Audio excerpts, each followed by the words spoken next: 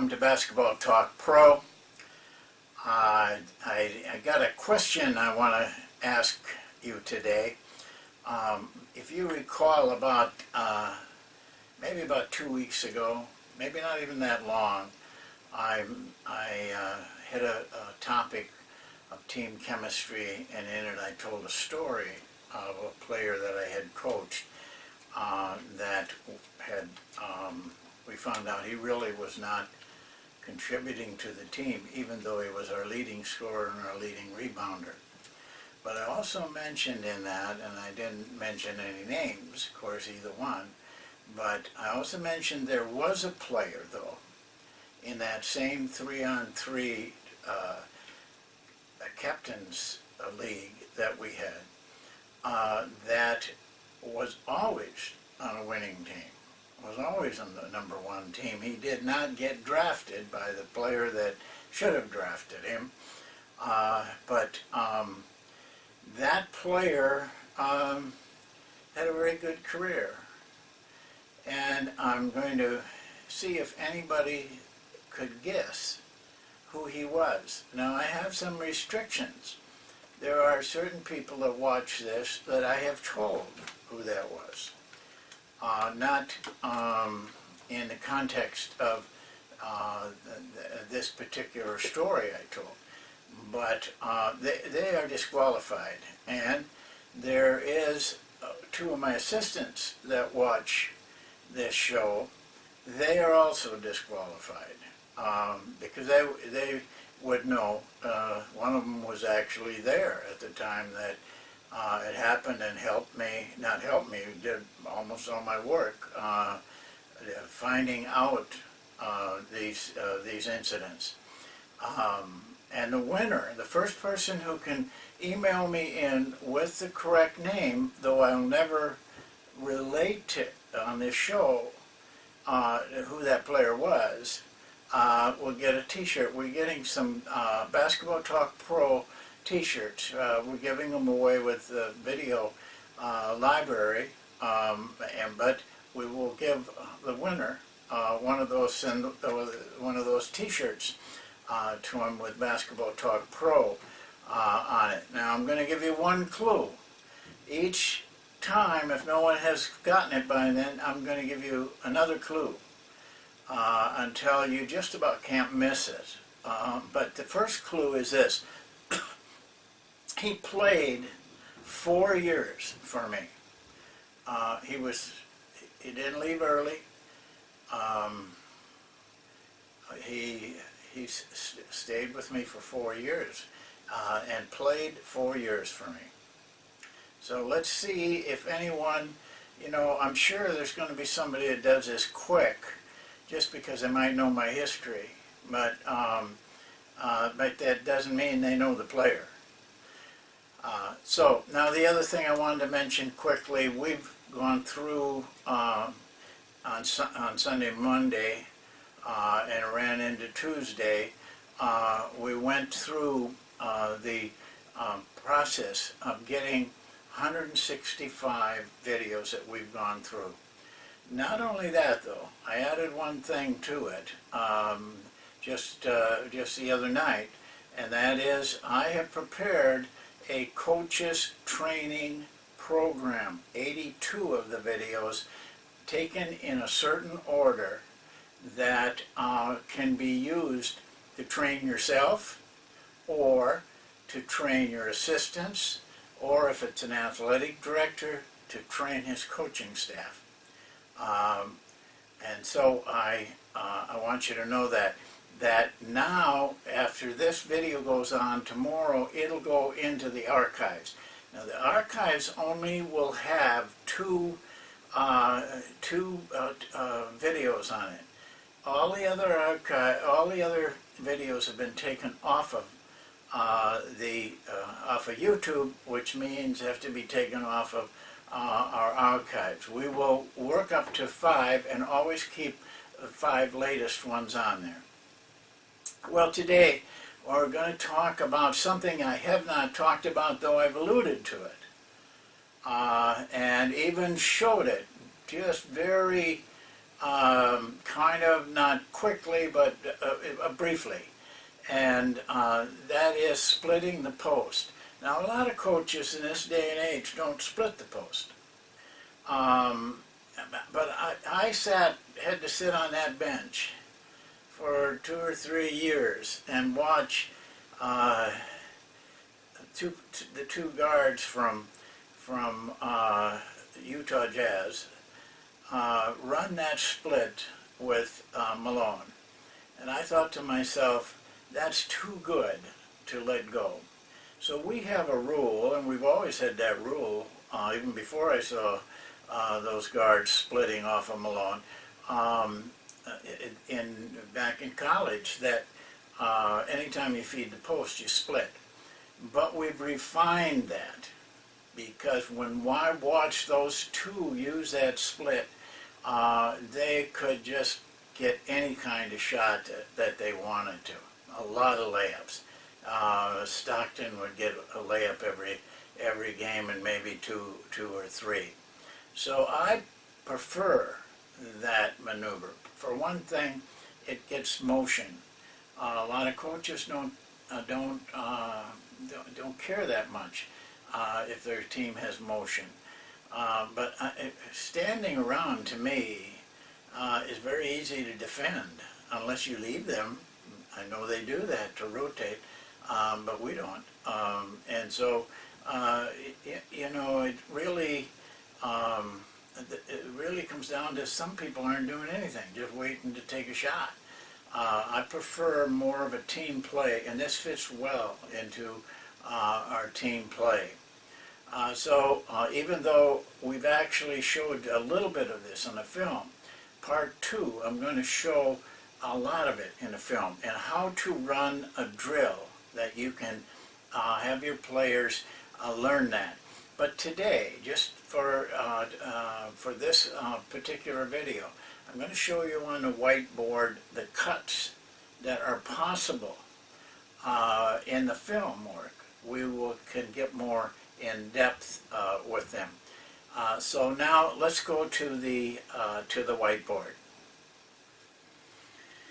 Okay, here we have them on the whiteboard. There are actually 5 cuts that when our players get really accustomed to it that we use. I'm going to use the pointer today so I kind of stay out of the way, and you can see the progression.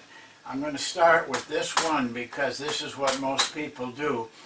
We'll go left to right for a change. I usually go the other way, but this is the correct way to go, I guess.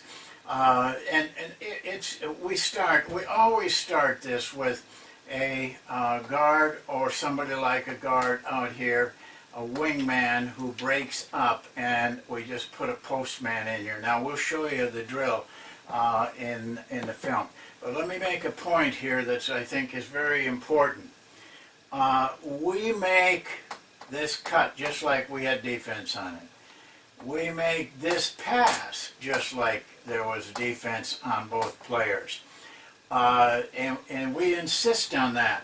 Now, a lot of people have drills for passing. I prefer to teach passing in the context of the maneuvers that we would be using, and this is one of them. So the pass goes to wing, pass, and from wing into this post-up. When that happens, the way that everybody cuts is they make a little cut off of the screen, and it's really, a lot of times they don't even hardly use that screen. They cut there, this guy pops out, and that's what we call regular. A lot of people, if they are running a split off of the post, this is what they generally run, and they don't go any farther. We like to go a lot farther, and I'm going to show you the next 4 things that we teach our players to do, and try to get them to do as many of these as they can. But most players get a favorite thing they like, and they tend to stick with that. We have to kind of keep urging them to use everything. But this is freelancing here. This is improvising. And so, we don't direct with these things. We show them what they can do and tell them whatever they do is okay, but to be, and not to look, to read the defense, feel the defense, get used to working more through instinctiveness than planning. So the pass goes in, the screen is set. The only difference in here, this guy cuts. This is the big difference, and that is this guy rolls to the basket. You'd be surprised. This is pretty tight stuff in here. If he gets open at all, this guy drops the ball to him, and it's a layup. Or he gets fouled by the weak side man coming to try to stop him. And so that's what we call our roll. Screen and roll, you can call it that. I call it roll. That's one of their stunts. I call that too stunts. Okay, again, we pass, cut up and receive the pass, pass to the post-up man. Again, the screen, it gets set. I want to say something about this screen. A lot of people teach what I call a headhunter screen. I mean, they go, it's a physical screen. They manhandle people. And a lot of times they don't get it called.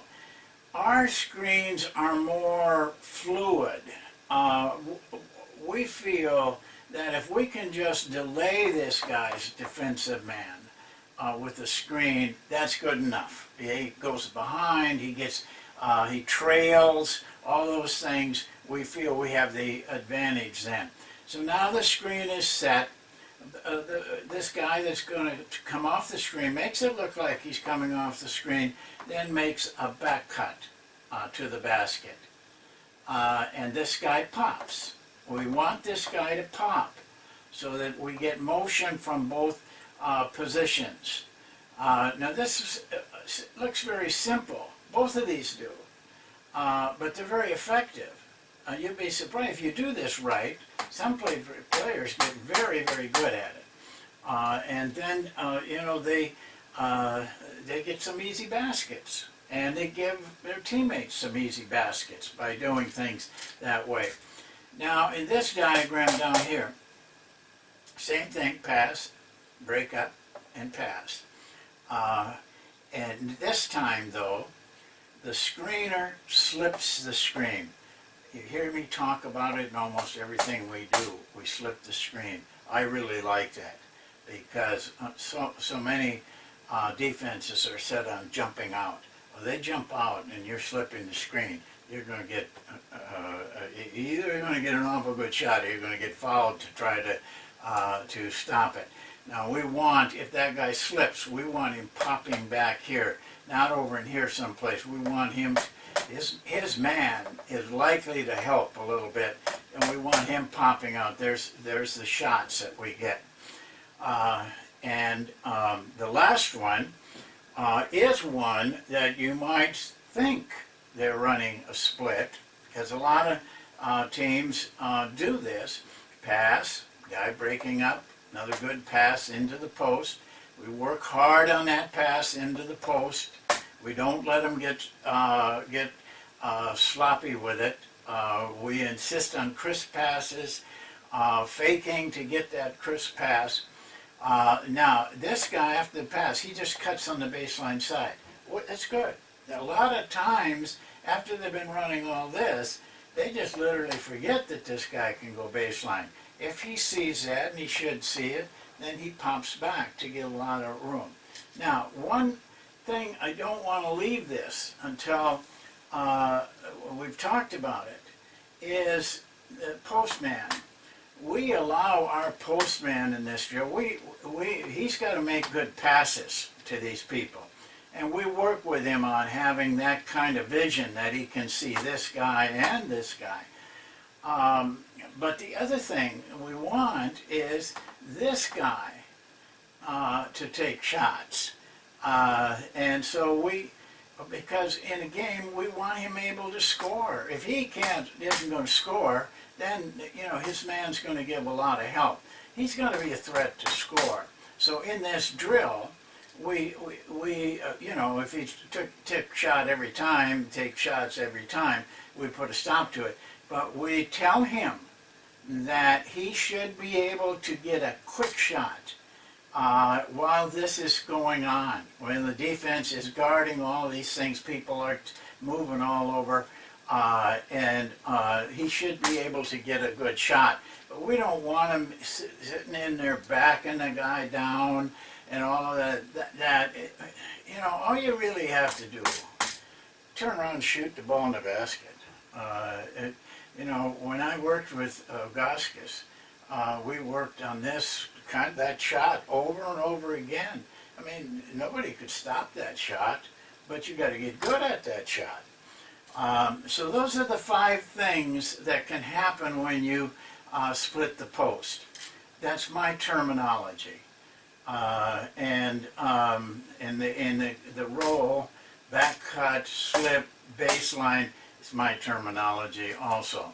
Let the players get used to that terminology through the course of the season. So there we have more things that I call improvising.